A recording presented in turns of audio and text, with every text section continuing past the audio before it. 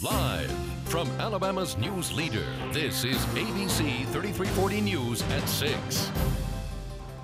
The investigation begins involving an explosion at a housing complex in Gate City.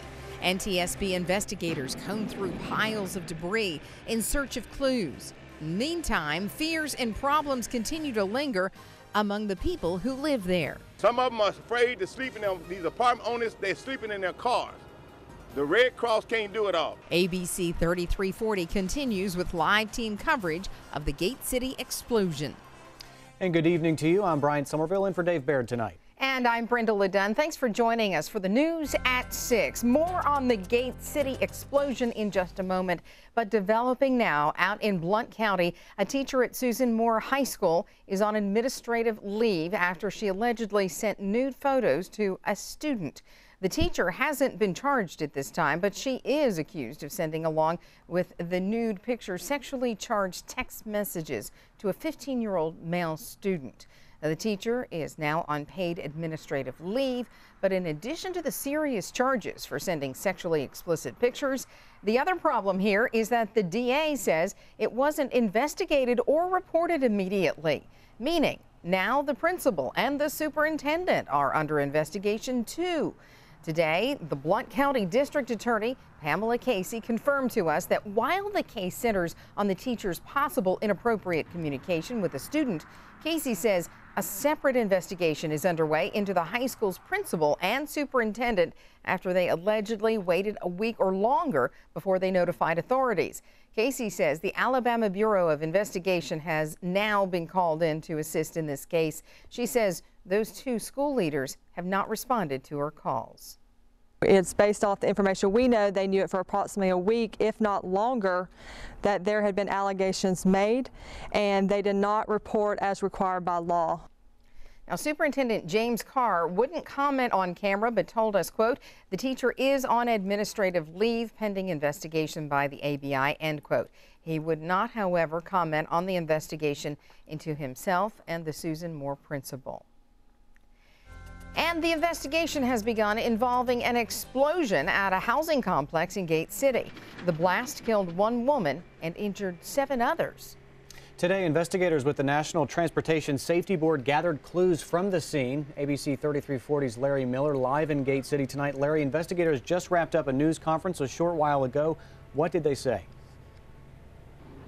Well, Brian and Brenda, we both learned that the NTSB is the lead agency in this investigation. We also learned that a section of pipe will be removed for testing. Now, here's some video that we shot earlier showing both officials with the NTSB as well as Alagasco investigating the scene. An NTSB official said earlier that they are describing this situation as a gas line explosion. Investigators say they also found other gas leaks as well.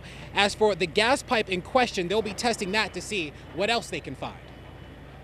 Essentially, main is a main pipe that runs in the neighborhood, from which small pipes go to different homes to supply the fuel.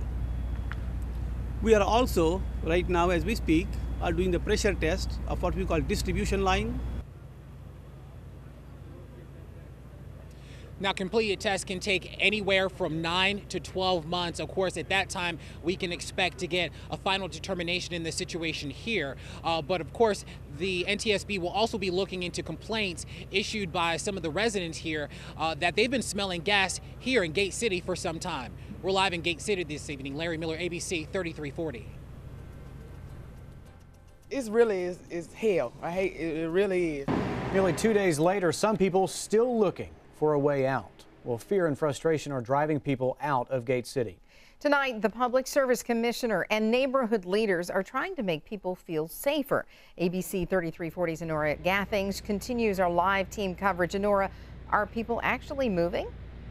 Well, Brenda or Brian, a moving truck drove past NTSB and Alagasco workers earlier today. A family simply packed up their belongings and left. You can see the boarded up windows.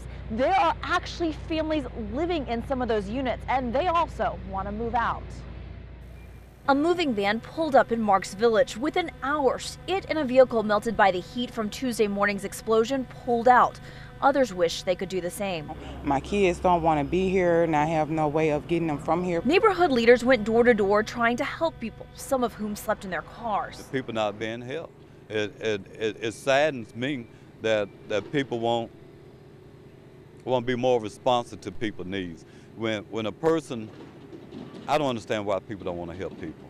I think it's a time for some of the people to step up and realize that these are human beings too. Blessed Temple Pastor Herman Henderson was determined to come to Asa Ames' aid. Yeah, have you talked to the office inside? Yeah, I didn't talk to them. They keep telling me I'm in the clear, but they didn't move majority of everybody out. Ain't nobody on my road. Ames is living in an apartment with a boarded up window, no gas, lights, or water. Her children were sent to stay with family. It's best for them because of the explosion. It did scare. I was scared. I couldn't sleep last night. All I kept hearing is the boom. Public Service Commission President Twinkle Kavanaugh listened to her concerns and tried to help, but Ames has decided it's basically moved because I ain't getting nowhere talking to Housing Authority. I figure out something. I just put it all in the Lord's hand and I just keep praying about it. Well, others want to move but say they simply have nowhere to go. Now, a Gate City Relief Fund has been set up at Wells Fargo to help the families here. Live in Birmingham, Honora Gathings, ABC 3340. Honora, thank you very much. Well, people in Gate City aren't the only ones considering a permanent move. Residents of other public housing communities are also scared tonight. People at Southtown have seen the damage and are closely watching the investigation. They too say they have repeatedly reported gas problems to Alagasco and the Housing Authority over several years now. Some claim to still have problems. Irene Johnson's neighbors started calling Tuesday morning asking for her advice. What are we going to do? It's going to blow up over here where the gas is, where the gas odors are. I said, I don't know. Alagasco and the Housing Authority have not responded to questions about filed complaints. DJs with 95.7 Jams had a donation drive to help two families who lost their homes in the Gate City explosion. The drive, which took place at the Walmart in Roebuck, collected several items from toiletries to toys. Now, one of the families lost a loved one in that Tuesday blast. Another family lost not only their home, but all of their belongings. I'm pretty sure yesterday we collected $2,000 worth of items, if not more. We're collecting non-perishable items, undergarments. It's awful, you know, that it happened. So I just brought a bag up and give, you know, to them. Way to go. And the American Red Cross is also providing assistance to the displaced families. And for the latest developments on this Gate City explosion, you can stay with us on air and online, of course, ABC3340.com. You can also get updates over on our Facebook and Twitter pages.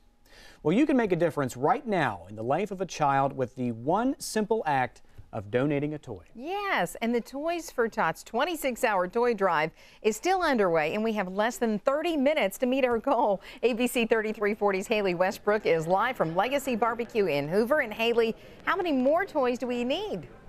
Well, you know that our goal is 80,000 toys, and we still need more. At last check, at the last count, we still needed 5,000 more toys, but that number is slowly decreasing because look at the table right next to me. We have so many toys on there. I was just told the Marines out front just loaded up 1,000 toys. So that is some great news tonight for many children in need. Now, today I met so many people, including one little girl who just knew that she needed to give. That's the two she picked out. 5-year-old Caitlin Douglas holds up two toys she loves. Little girls like dolls and Barbies. But instead of getting them, she's giving them. So everybody can have fun and they can have toys so they won't be sad. It is so important for us to remember what Christmas is really about. And it's, you know, it's a time where I think people feel compelled to give. And, you know, to think about the needs of others. The gift of giving is all over here. A football, a bike, even stuffed animals means a child in need will wake up to a gift on Christmas morning. I feel so fortunate, and I care about those that are so less fortunate. Jo Cleland has been donating for years, and every year she understands why it matters. I think all children and all people, but certainly all children, should feel the magic of this time of year. It's the same story for Peggy Palmer. Every child should have a gift at Christmas, and I just wanted to make sure every child had a gift. It's why so many have given to make Christmas a little brighter. I didn't want a child to be without Christmas. That's what Christmas is about, seeing children be happy.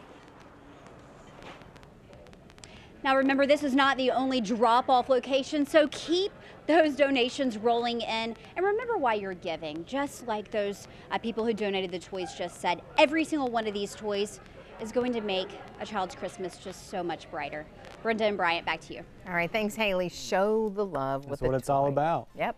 Well, just ahead, should you be forced to retire once you reach a certain age? That is what almost happened to a librarian in Springville. Find out why the city now reconsidering the move. Stay with us. You're watching ABC 3340, Alabama's news leader.